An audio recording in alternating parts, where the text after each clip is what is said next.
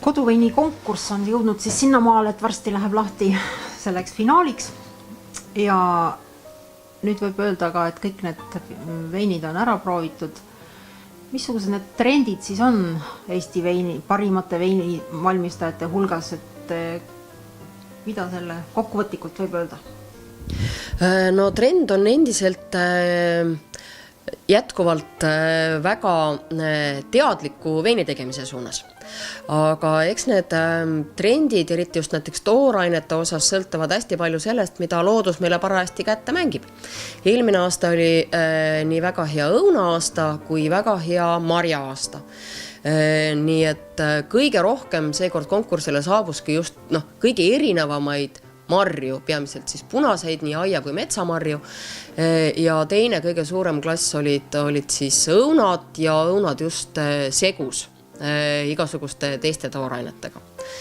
Aga mis nüüd üldiselt niimoodi veinide kohta öelda, minu suureks imestuseks, kuigi marja aasta oli väga hea ja marjad said väga valmis, siis kuidagi just need erinevate marjade veinid ei olnud seekord nagu väga valmis saanud. Nad oleksid tahtnud võib-olla veel aasta-paar hoidmist, küpsetamist, et siis alles tuleksid nende maitsed paremini esile. Et praegu kuidagi jäi just mulje, et natukene kiirustades on need veinid siia toodud.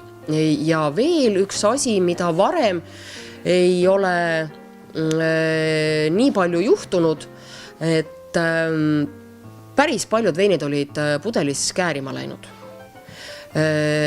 Kohe mitte kunagi varem ei ole me nii palju võtnud lahti teisi pudeleid kontrolliks ja vahel isegi kolmandaid ja siis selgubki, et kogu vein on pudelites käärima läinud. See kahjuks on tehnoloogiline viga ja selliseid veine me arvestada ei saa, ükskõik kui hästi nad siis nii-öelda vahuveinina justkui maitseksid.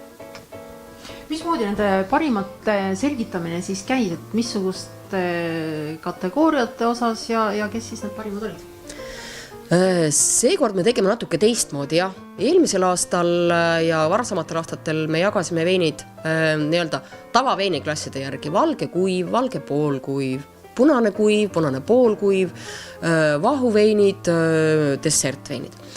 Aga seekord mõtlesime just nagu väärtustada rohkem eestimaist toorainet ja püüdsime jagada neid toorainete kaupa ja selgitada välja siis head õunaveinid, head sõstraveinid, õied, varred, juured, nagu me ise seda klassi naljatlevalt kutsusime, kuigi seal enamus olid rabarberid ja siis ka üksjagu võililli ja muid õisi.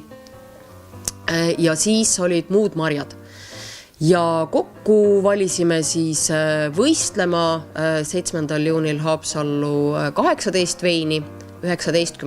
on see, kes on juba praegu teada, et saab eripreemia.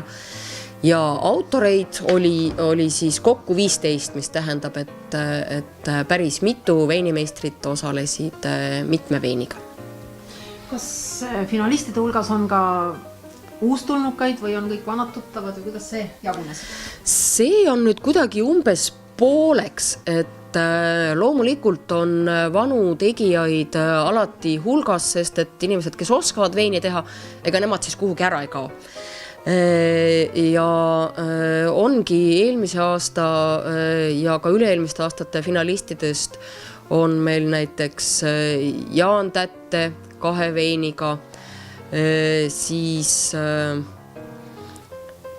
Marek Kangur eelmise aasta finalist on 2 veiniga, Meelis Kask üle-eelmise aasta võitja, Riina Ratt eelmise aasta võitja ja aga on ka täitsa uusi inimesi, on Külli Lokko Põlvast oma väga huvitava külmutatud viinamarjadest tehtud veiniga, on Karmo Haas Harjumaalt väga toreda poolkuiva õunasiidriga. Samas jälle juba tuntud finalist Peep Sõmer väga erilise Kreegi vahuveiniga, tema on Lääne-Virumaalt, väga suurepärase, lausa super hea mulje jättis valge sõstravein Juhan ja Maarika Kundlalt Lääne-Virust.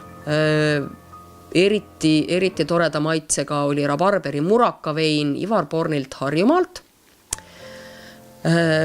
Suurepärase elamuse jättis žüriile Valgamaalt Helari Tamme vein Valge Villi, mis on tehtud tikrist, saialilledest ja mustsõstralehtedest.